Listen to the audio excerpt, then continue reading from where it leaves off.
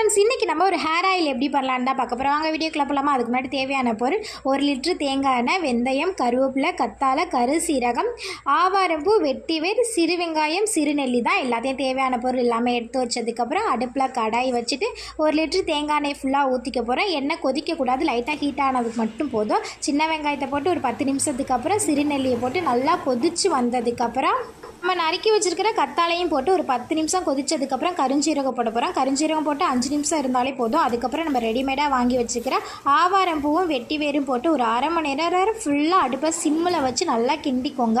அது அப்படியே மொறுன்னு வந்து அதோட சாறுப்புலாம் தேங்காய் எண்ணெயில் நல்லா இறங்கிரும். அடுப்பை ஆஃப் பண்ணுறதுக்கு ஒரு 5 நிமிஷத்துக்கு முன்னாடி கருவேப்பிலை போட்டு அடுப்பை அமர்த்தி ஒரு 2 மணி நேரமாவது எண்ணெய் நல்லா காயணும். அதுக்கப்புறம் நல்லா சுத்தமான துணியில் வடிகட்டி நமக்கு பாட்டில் ஸ்டோர் பண்ணி வச்சாலே போதும். நல்லா சுத்தமான எண்ணெய் ரெடி.